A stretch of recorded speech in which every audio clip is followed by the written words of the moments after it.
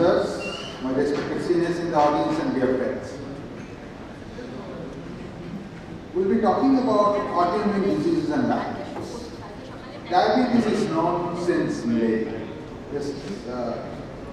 And probably you can take pride in the fact that this is the part of the world which first described diabetes in no uncertain terms, describing it as young onset versus older onset, lean versus obese, etc. in a very clear terms in Sushruta Samhita. But what about these autoimmune diseases and diabetes? Well, are we talking chalk and cheese to unrelated things, or we are talking about autoimmune diseases and diabetes insipidus? Well, you must be thinking that I'm kidding.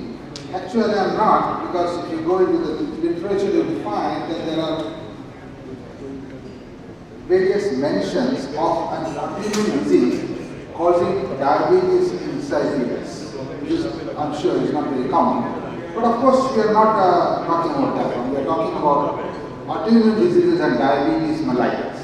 So, which diabetes mellitus are we talking about? Type 1 or type 2? Well, if you look into the association by the numbers, probably it will be type 2. Unfortunately, we do not have much of time to dwell on that one. If time permits, then probably we can spend a minute on that on type 2 and autoimmune diabetes, autoimmune diseases. Else, we should concentrate on type 1 diabetes and other autoimmune diseases. We know type 1 diabetes as an autoimmune disease with the various clear manifestations in its pathway as a mechanism causing diabetes, insulinopenia, etc. So, do we really need to think about autoimmune diseases of diabetes and various other autoimmune diseases that we know of? Are they related by any chance? Do they coexist? If you go by the numbers, and if you go by the literature, you will find that type 1 diabetes has been associated with various markers of autoimmunity. Of them, probably the most well-known, which we have gone through in our yesteryears, in our student days, as DR3 and DR4 as the HLA allele, which is strongly associated with autoimmune diseases, especially type 1 diabetes. And this DR3 therefore are not only related to type 1 diabetes, it is also related to various other autoimmune diseases like celiac disease, hypothyroidism, multiple sclerosis, rheumatoid arthritis, etc., etc., etc. As science progressed, as the knowledge progressed, to the tune that now we have the option of looking into diseases or biology of human being from the viewpoint of genes. And to the tune that now we can see almost the whole gene which has been mapped and which goes by the name of GWAS. And if you go into that very detailed and very detailed data, we probably will be able to see that there are some associations of various autoimmune diseases with some what technically known as single nucleotide polymorphisms, or in short SNPs. So these are the SNPs, very long list of autoimmune diseases. So from that viewpoint, if you go, and there is a published study from the Wellcome Trust which had looked into 14,000 cases of very common diseases, like 7 common diseases like type 2 diabetes, type 1 diabetes, rheumatoid arthritis, hypertension, Crohn's disease, coronary artery disease, and bipolar disorders. All are, so to say, completely different in their biological parameters.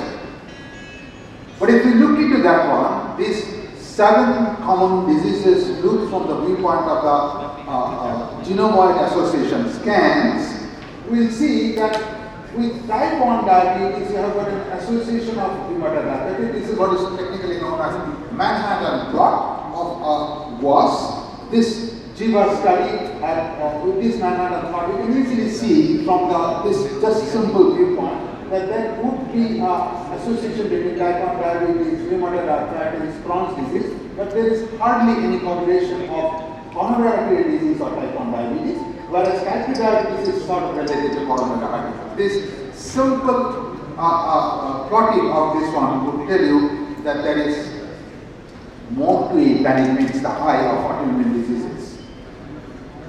And this GWAS or Genomoid Association scans and fine mapping of identity of various risk signals of SNPs, like this one. And if it is plotted, you will see that various genes are known to have a strong association with type 1 diabetes. And if you are into this nitty-gritty of this genomoid scans and meta-analysis or genomoid scans and the anatomical charting, we'll know that the p-value which is responsible for being significant is not 10 to the power minus 2, it is 10 to the power minus 8, and higher the number, more strong is the association. And from that angle, we will see that there is one particular gene, PTPN22, which has got a very strong association of 10 to the power minus 85 degree of the significance. So what about this PTPN22? This PTPN22 gene is strongly related to various autoimmune aspects of the biology of human body. This PTPN22 is responsible for this T-cell regulation, T-cell receptor signaling, toll-like gate receptor signaling, the B-cell receptor signaling, innate immunity, and so it is understandable and emancipable that it will only be associated with various autoimmune disorders if there is a defect of this PTPN22. So much so that numbers suggest that it is related to SLE, type 1 diabetes, autoimmune arthritis, psoriatic arthritis, etc. etc. So now we are, so to say, relatively convinced that type 1 diabetes, which is an autoimmune disorder, has got a strong association with various other autoimmune diseases as well. And if you go by numbers, if you chart the forest plot, and if you go chart the odds ratio of one particular SNP, you will see that while type 1 diabetes is here, it is roughly 2 times. Various other diseases like myasthenia gravis, Graves' disease, autoimmune thyroiditis, etc., also is associated with a very large odds number of this particular gene. If we think of autoimmune diseases as a sort of association with type 1 diabetes, we also know that there are a huge number of cases where type 1 diabetes is strongly related. And as you can see that this color coding, this violet color is related to the NF-kappa beta signaling, you have the T-cell development and cytokine signaling, and these issues, these information tell us that these SNPs are strongly related not only to type 1 diabetes but also to various other autoimmune disorders. To make matters simple, statisticians have also delved in and found that a Bayesian analysis of type 1 diabetes with other autoimmune disorders is a huge number of associations. We also have got a little bit of a contribution from our end. We are looking into not into various autoimmune disorders, but we are looking into various autoimmune endocrinopathy and their association with type 1 diabetes as a positivity of autoantibodies.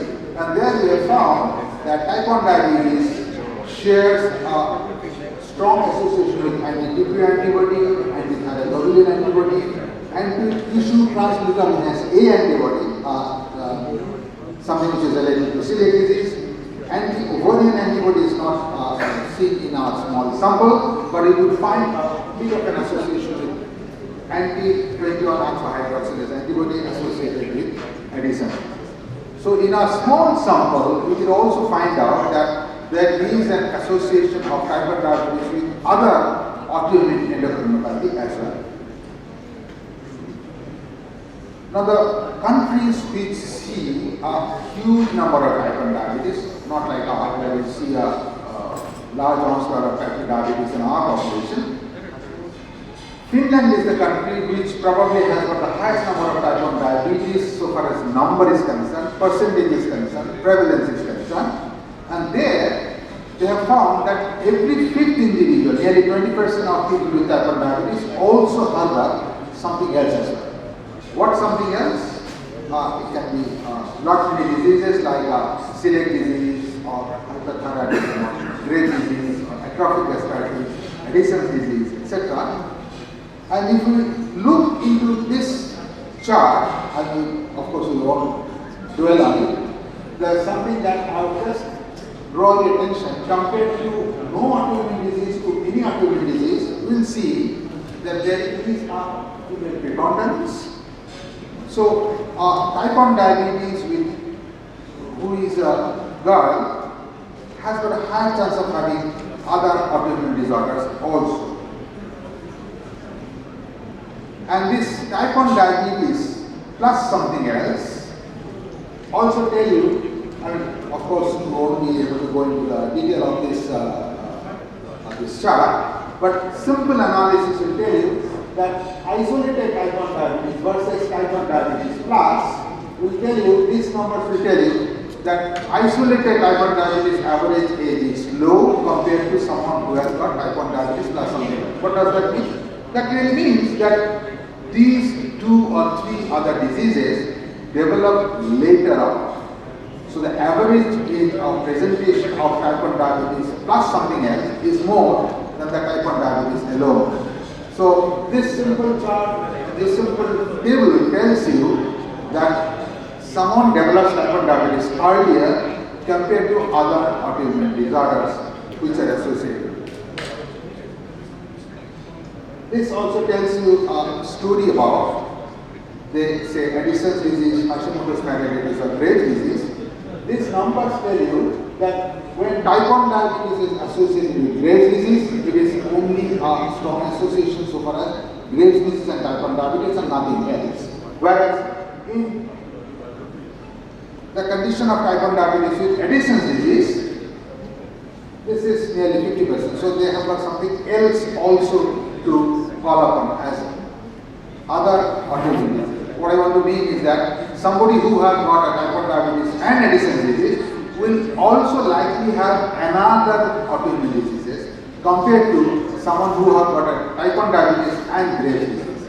So type 1 diabetes and Graves' disease, you are reasonably sure that we are probably dealing with only these 2 autoimmune diseases compared to when type 1 diabetes and Addison's disease is present.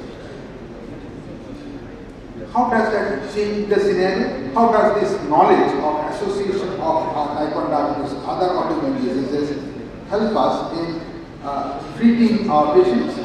Because they have got an action or effect on the treatment protocol. How? Like celiac disease or Addison's disease or Graves' disease or Hashimoto's disease have got an impact so far as treatment of diabetes is concerned in a person with type 1 diabetes. How? Like person who is having a type 1 diabetes and celiac disease, they are more likely to have hypoglycemia because of the defect in the absorption, malabsorption that is present. There is increased risk of postprandial hyperglycemia because of the high glycemic index of gluten-free foods that needs to be given to them. And obviously they suffer from reduced food choices compared to a person with only type 1 diabetes. If Addison's disease is there, we know that somebody who is suffering from cortisol deficiency are exquisitely sensitive to develop hypoglycemia. So when we are dealing with type 1 diabetes associated with Addison's disease, we have to be doubly or triply cautious about the onset of hypoglycemia in such a person. And it becomes all the more difficult because once you give them insulin, we'll have to adjust it much more frequently than it would have been otherwise in the absence of Addison's disease. Similarly, with Graves' disease, you have got glycemic instability associated with the thyroid disorder. Hashimoto's disease similarly also associated with glycemic instability. So somebody who is having type 1 diabetes alone compared to type 1 diabetes plus would need to be dealt very carefully. Now, can I spend a minute or two so far as type 2 diabetes and hypothyroidism? Is it a chance association, or the strange bedfellows or mutual companions? We honestly don't have a clear answer to this one. But if you go by the numbers, it is evident that people who have got type 2 diabetes are more prone to develop hypothyroidism per se, and that is autoimmune hypothyroidism. That means TPO antibody positive. And if you are interested to know a little bit more about it, you will know that people with type 2 diabetes, the chances of developing hypothyroidism varies from 6 to 20%. It is more seen in people who are TPO antibody positive. To somebody who has got type 2 diabetes plus TPO antibody positive is destined to develop hypothyroidism later on in life. With time, you will see that both male and female, you will see that develop hypothyroidism with time. So a person with type 2 diabetes later on in life, an elderly type 2 diabetes is likely to have associated hypothyroidism as an additional problem, which might mean that they are at that point of time suffering from hypoglycemia more frequently than they would have been otherwise. The chances of hypothyroidism in a person with type 2 diabetes more than 65 years of age, the odds ratio is much higher in place of male compared to female, and you can see the odds ratio is 4.26, so it's 4 times likely that males are likely to have hypothyroidism. Chances of subclinical hypothyroidism is nearly 10%, and so the association of type 2 diabetes and autoimmune hypothyroidism is also well established. We neither have the time nor have the inclination to go into the detail about why does it happen, because the picture is still not very clear why an autoimmune disease is associated with a disorder which is not autoimmune at all. However, the numbers suggest that they are related, and I'll leave it to your imagination and probably to your instinct of research to find out the association later on in life. Algorithm for management, we have gone through the lecture to talk about that one, and I'll stop here and we'll invite questions. Thank you very much.